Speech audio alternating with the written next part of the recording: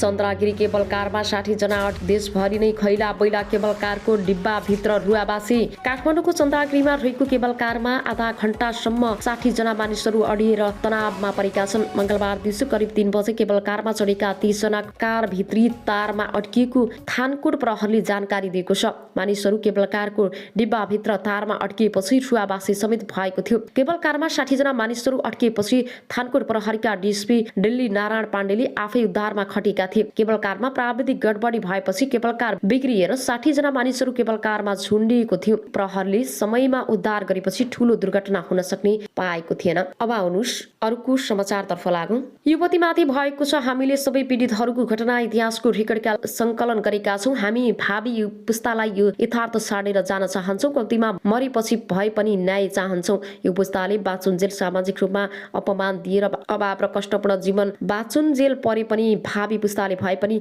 न्याय दिनेछ भन्ने उनीहरूमा झिनो आशा छ। बोल्न गाह्रो छ। थप सुरक्षा र अप्ठ्यारा बढ्छन्। उनी भन्छन् मैले नभनेसम्म कसैले भन्दिँदैनन्, नभनेसम्म कसैले थाहा पाउँदैन रहेछन्। प्रचण्डले भने म छाँगाबाट कसे जस्तो भए। हिंसा पीडित महिलाको संगठनमा माओवादी पछिबाट बलात्कृत भए पीडित पनि छन्। एकजना प्रतिनिधि पत्रले जब रुँदै आफूमाथि भएको यौन हिंसाको घटना सुनाइन्। प्रचण्डले प्रतिक्रिया दिँदै भने म त छाँगाबाट खसे जस्तै भए। हामीबाट यस्तो भएको छ भन्ने कल्पना पनि गरेको थिइन। 15 वर्षपछि पीडित महिलाहरू आफ्नो न्यायको लागि यसरी संगठित भएर आउँछन् भने सायद कसैले सोचेको पनि थिएन होला। त्यसैले कोही रुनु भएन, कोही आश्चर्यचकित हुनुभयो। प्रधानमन्त्री र प्रचण्ड बीच संकेत गर्दै संयोजक खड्का भन्छन् यसरी पीडित महिलाहरू आँखामा आँखा जुधाएर कुरा गर्न आउँछन् भन्ने कसैलाई सोचेको थिएन। खड्काका अनुसार विद्रोही पछिबाट भएका यस्ता घटनाहरू केवल 3 देखि 5% मात्रै छन्। माओवादी विद्रोह सुरु भएपछि राज्यले विभिन्न समयमा माओवादीले लिएको बेला होटल टाइमको करभित्र विद्रोही पछिबाट खास गरी छात्राहरू दण्डमा बलात्कृत भएको पाइ उनले भनिन्। संकटकालको बेला ब्यारेक वरिपरिका धेरै महिला यौन हिंसात्मक परेका दण्डमा बलात्कृत पीडित महिलाको राष्ट्रिय संगठनको भनाइ छ। अहिले संगठनमा रहेकाहरू भन्छन् त्यति बेला हाम्रा सबै अङ्गहरू सरकारी भए। एउटा ब्यारेक नजिकैको होटलमा एउटा 7 वर्षीय टुहुरी बालिकाको बाँच्नको लागि भाडा बाँच्ने काम सुरु गरिन्। त्यहाँ उनले 16 वर्षको उमेरमा काम गरिन्। संकटकाल सुरु भयो। खाना खान आउने सैनिकहरूले द्वन्द्वकालमा यस्तोसम्म गरेको बताएका छन्। अब आउनु सरको समाचारतर्फ भए। अँध्यारो हुँदै आएपछि बेड आक्रोशित हुँदै गयो। प्रहरीलाई नै लखेड्न थाल्यो। दोहोरो झडप बढ्दै जाँदा रातको 9 बजेको थियो। इलाका प्रहरी कार्यालय लेटाङका प्रहरी निरीक्षक इन्सपेक्टर रोमन राज अर्यालले भने सानो गेटबाट भागाभाग हुन थाल्यो। प्रहरीमाथि सिसाका बोतल ढुङ्गा मुढा बर्सिन थाले। त्यही क्रममा उर्लिएको भेडले उर्मिलामाथि आक्रमण गर्यो। उनले ज्यान जोगाउन सकिनन्। घाँटीमा धारी र हतियारले प्रहार भयो। अरूलाई सुरक्षित गर्न ड्युटीमा खटेकी उर्मिला अपराधीको हातबाट मारिन्। अरूलाई जोगाइन् तर आफू जोगाउन सकिनन्। इन्सपेक्टर अर्याल आफैले उर्मिलालाई मैदानमा उठाउन मोटरसाइकलमा हालेर अस्पताल पठाए। रगत्याम्य उर्मिला अचेत थिइन्। प्रहरी पोसाकमा रगत बाहिरिएको थियो। उनको मुटु धड्कन थिएन। उनलाई अस्पताल मृत घोषणा गर्यो। तर प्रहरी अधिकारीहरूले उर्मिला बाँच्ने आश पहिले गुमाइसकेका थिए। 2076 सालमा प्रहरी सेवामा प्रवेश गरेकी उर्मिलाको 6 महिना अघि मात्रै प्रहरी जवान नवीन श्रेष्ठसँग विवाह भएको थियो। खोटाङ माइतीघर भएकी उर्मिलाको विवाहपछि घर उदयपुर हो। उनका श्रीमान इलाममा कार्यरत थिए।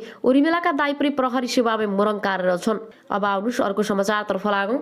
2 जनालाई प्रहरीले 12 घण्टा भित्री पक्राउ गर्न सफल भएको हो। उनीहरूले बलात्कारपछि नाबालिकाको टाउकोमा ढुङ्गा र बियरको बोतलले प्रहार गरेर गम्भीर घाइते बनाएका थिए। छाडीमा फेला पार्दा उनी रगत्याम्य अवस्थामा थिइन्। यौनाङ्ग र ताम्य अवस्थामा भएको प्रहरीले भेटाएको थियो। बालिकालाई फागुन 27 गते मोरङको बेलबारी 8बाट खेल्दै गरेको अवस्थामा चोकफन चकलेट दिई ललाई फकाई गरी पीडितको घरबाट 250 मिटर उत्तर पश्चिम दिशाको खर वरिपरिमा करडी गरी बियरको बोतल तथा ढुङ्गा प्रहार गरी ज्यान लिएको कार्यालयका प्रमुख एवं प्रहरी उपरीक्षक जनार्दन जीसीले बताउनु भएको छ। अभियुक्तलाई प्रहरीले शारीरिक र प्राविधिक अनुसन्धानबाट घटना भएको 12 घण्टामा पक्राउ गरेको उपरीक्षक जीसीले जानकारी दिए। उनीहरूलाई श्राद्ध 1 अस्पताल 1 पसलमा मांसपेशी गरी मामा घरमा गएर बसेको अवस्थामा पक्राउ गरेको प्रहरीले जनाएको छ। आरोपी अजय चौधरी 2 वर्ष अगाडि 2 वर्षीय बालिकाको अपहरणमा बुद्धा करार चलान भई गएको मङ्सिर 18 गते अदालतको फैसलाबाट रिक्त भएका थिए। बालिकाको सब विवश अवस्थामा फेला परेको उपरीक्षक जीसीले बताउनु भएको छ। अभियुक्तलाई पूर्व पक्षका लागि 5 दिन अदालतबाट म्याद थप गरेको छ भने घटनाको आरोपमा आजीवन कारावासको माग गरेको प्रहरीले जनाएको छ। करिश्माको अन्तिम संस्कारमा उनका परिवार भक्कानी। घटना देखिएका सबैका आँखा रसाए। बिचरी त्यति सानी बच्चीमाथि यस्तो घटना भयो र स्थानीय विश्व निरौला भन्छन्। उनका बाबुआमाले अनेक सङ्घर्ष गरेका थिए र त्यो घटनाले हामी सबैलाई त्रासी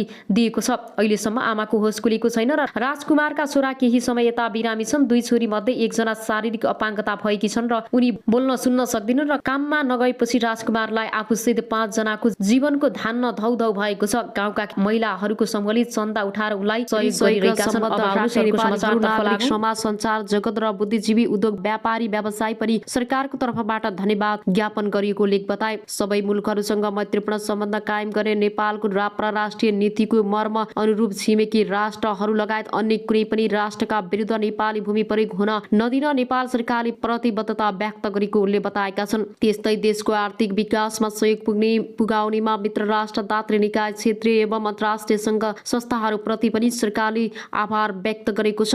बैठकले विभिन्न प्रसारण लाइन आयोजनाको लागि जग्गा प्राप्त गर्ने र प्रारम्भिक कारबाही चलाउने अधिकारी तोक्ने निर्णय गरेको छ। विशेष अदालतको अध्यक्षमा उच्च अदालत पाटनका न्यायाधीश श्रीकान्त पौडेल र सदस्यहरूमा न्यायाधीशहरू रमेश कुमार पोखरेल र यमुना भट्टराई, शालिग्राम कोइराला र बलभद्र वास्तुला र खुशी प्रसाद थारूलाई तोक्ने निर्णय गरिएको छ।